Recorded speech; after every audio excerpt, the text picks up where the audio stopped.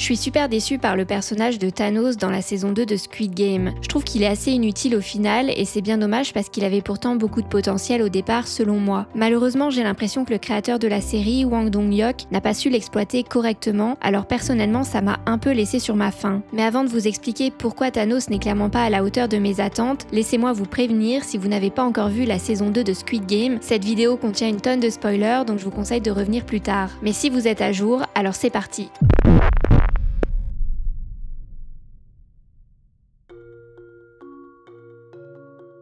Thanos est le joueur 230 dans la saison 2 de Squid Game, facilement reconnaissable à ses cheveux violets et à son comportement totalement déjanté. Son pseudonyme est en fait un clin d'œil au célèbre antagoniste du même nom dans l'univers Marvel, que l'on retrouve notamment dans les films Avengers. En fait, même ses cheveux violets sont une référence au personnage de Marvel, puisque ce dernier a la peau violette, et ses ongles sont également peints des mêmes couleurs que les pierres d'infinité recherchées par le Thanos de Marvel dans les films du MCU. Mais Thanos n'est en réalité pas le vrai nom du joueur 230 de Squid Game. Il s'agit simplement de son nom de scène, puisqu'il est en fait rappeur. Il est notamment connu pour être allé jusqu'à la finale de l'émission Rap Battlegrounds, durant laquelle il a d'ailleurs oublié ses paroles en direct. Et ce qui est assez drôle, c'est que l'acteur qui interprète Thanos, à savoir Choi Sun-yeon, est lui-même initialement connu pour être l'un des rappeurs du célèbre groupe de K-pop Big Bang, qu'il a cependant quitté depuis, et à l'époque, ça lui est arrivé à lui aussi d'oublier ses paroles dans une émission en pleine battle avec un autre membre de son groupe, G-Dragon. Bon, l'enjeu n'était de toute évidence pas aussi important puisque ça semblait être une simple émission de divertissement et non un véritable concours, mais voilà. Aussi, petit aparté, mais pour l'anecdote, comme je vous parlais de son groupe Big Bang, on peut trouver une référence à celui-ci dans la danse que fait Thanos pendant le jeu du carrousel, puisque le mouvement qu'il fait avec son bras rappelle la célèbre danse de la chanson Bang Bang Bang du groupe.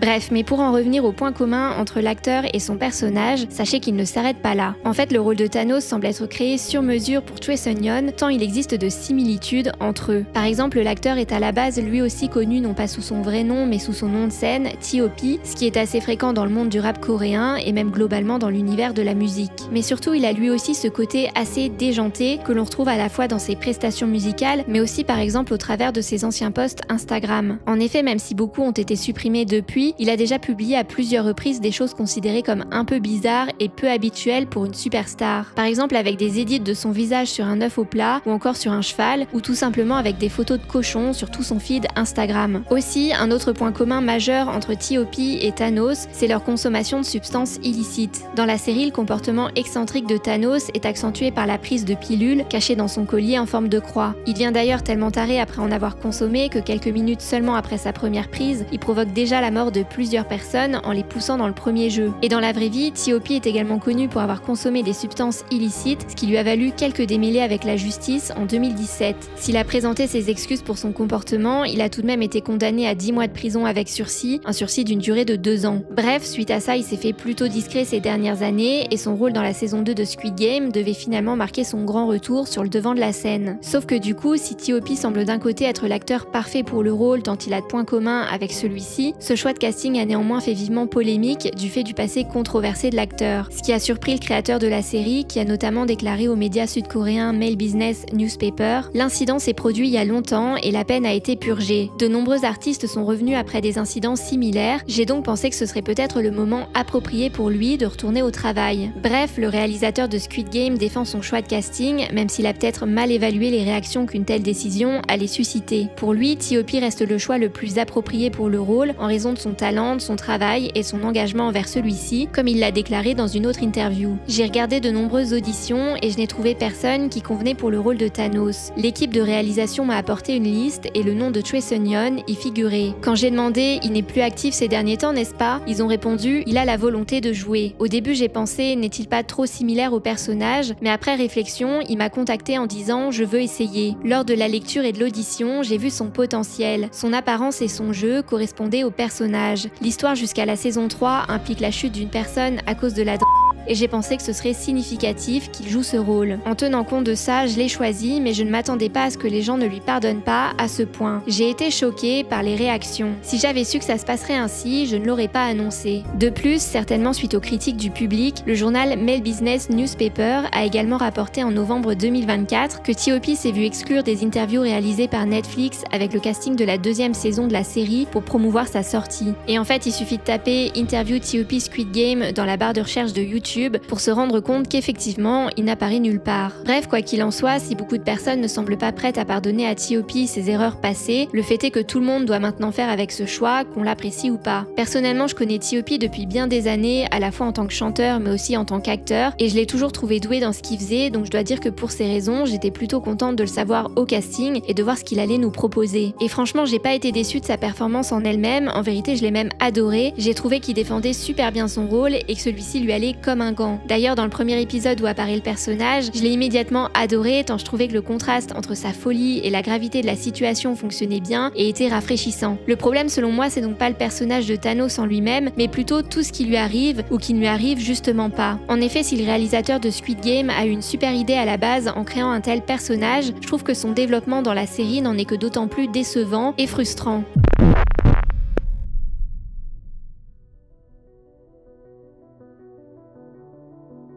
À la base, Thanos est un personnage qui paraît hyper prometteur. Son caractère déjanté et sa consommation répétée de substances illicites en font un personnage complètement imprévisible qui amuse le spectateur en même temps qu'il le choque et l'amène à se demander jusqu'où il peut aller. Personne ne sait à quoi s'attendre avec lui et c'est précisément ce qui rend le personnage aussi génial selon moi. Et ses actions surprenantes en font aussi un concurrent particulièrement dangereux pour les autres personnages de la série. La preuve, il n'hésite pas par exemple à trahir ses camarades en pleine épreuve pour survivre ou encore à menacer un concurrent dans les toilettes jusqu'à provoquer une bagarre mortelle. Bref, il est évident que quiconque veut se tenir loin des ennuis doit se tenir loin de Thanos, et avec un tel personnage, le spectateur s'attend forcément à aller de surprise en surprise au fur et à mesure des épisodes, mais aussi à voir son personnage jouer un rôle de plus en plus important à mesure que les jeux avancent. Sauf qu'il n'en est rien, son personnage n'évolue pas et ne propose rien de plus que dans le premier épisode, en ce sens que oui, il reste divertissant et imprévisible, mais il n'a aucun impact vraiment remarquable et significatif dans l'histoire. Les interactions de Thanos avec des personnages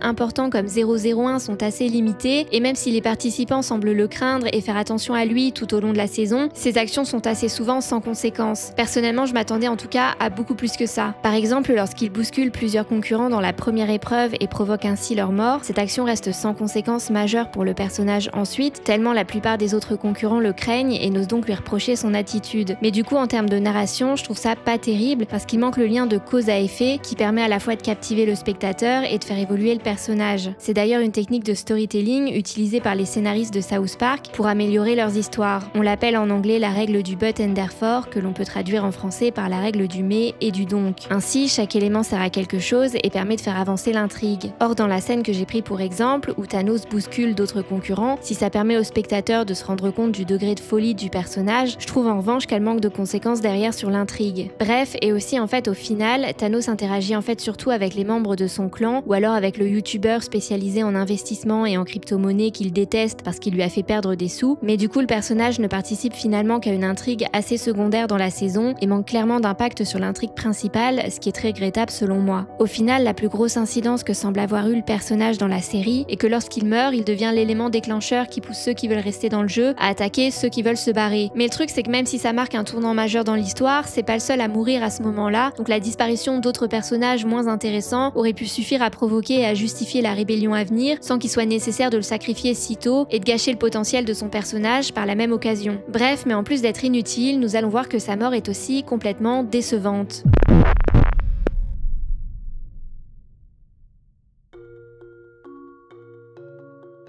Quand on regarde Squid Game, on sait une chose, il va y avoir des morts. Et c'est d'ailleurs ce qui rend la série excitante, on se demande qui va mourir en premier et comment. C'est un peu en quelque sorte le concours de qui aura la mort la plus originale et la plus mémorable. Du coup, forcément, plus le personnage est important, ou dans le cas de Thanos complètement barré, plus on s'attend à une mort spectaculaire. Par exemple, dans le premier épisode de la saison 2, le recruteur des participants au jeu a une mort selon moi à la hauteur du personnage. Il joue à la roulette russe avec le personnage principal, et lorsqu'il comprend qu'il a perdu le jeu parce que la balle est toujours dans le barillet et que le dernier tir est pour lui, il est tellement cinglé qu'il va jusqu'au bout sans sourciller et se tire une balle dans la tête. Autre exemple, un peu plus tôt dans le même épisode, lorsque le recruteur fait jouer deux personnages à la roulette russe et que l'un d'eux fait volontairement une erreur pour sauver la vie de son ami, un geste qui personnellement m'a à la fois surprise et émue. J'ai aussi beaucoup aimé la mort du personnage de Young-mi qui se fait bousculer pendant l'épreuve du carrousel et ne peut donc pas rentrer dans la pièce avec son équipe. On la voit donc pleurer derrière la porte fermée avant de se faire tirer dessus. Encore une fois, je trouve qu'il y a là un côté à la fois surprenant et émouvant lorsqu'on se rend compte que c'est fini pour elle. Et à côté de ça, je trouve qu'on a parfois des morts décevantes et pas à la hauteur des personnages, et pour moi celle de Thanos est clairement l'une d'entre elles. Ok, elle est sanglante avec la fourchette qui se prend dans la gorge, mais en vérité personnellement je reste clairement sur ma faim parce que je m'attendais à quelque chose de beaucoup plus spectaculaire ou d'inattendu, alors que là j'ai juste l'impression que le créateur a tout misé sur la fourchette quoi. Bref, je suis déçue parce que personnellement j'ai pas eu ce que j'appellerais l'effet waouh auquel je m'attends lorsque je regarde une série comme Squid Game et qu'un personnage aussi fou que Thanos meurt. En tout cas globalement ce que je veux dire c'est que si certaines morts seraient tout à fait correctes pour d'autres séries, avec Squid Game j'ai tendance à personnellement placer la barre plus haut et du coup elles sont tout simplement pas à la hauteur pour moi. Après évidemment tout ça est très subjectif donc je vous laisserai me donner votre avis sur le sujet dans les commentaires histoire de voir si je suis la seule à avoir été déçue ou pas. Mais quoi qu'il en soit, pour en revenir à Thanos, j'aurais aimé qu'il donne un peu plus de fil à retordre à d'autres personnages avant de mourir et notamment à des personnages plus importants. En fait j'aurais aimé qu'il soit tout simplement encore en vie à la fin de la saison 2 pour que le créateur de la série puisse se rattraper et en faire quelque chose de mieux dans la 3e saison et pour pouvoir encore profiter de l'excentricité de ce personnage dans de nouveaux épisodes. Parce qu'au final on le voit vraiment que dans 4 épisodes, ce qui n'est pas énorme. Bref, mais malheureusement sa mort semble assez définitive pour le coup, même si on n'est clairement jamais à l'abri d'une surprise avec Squid Game.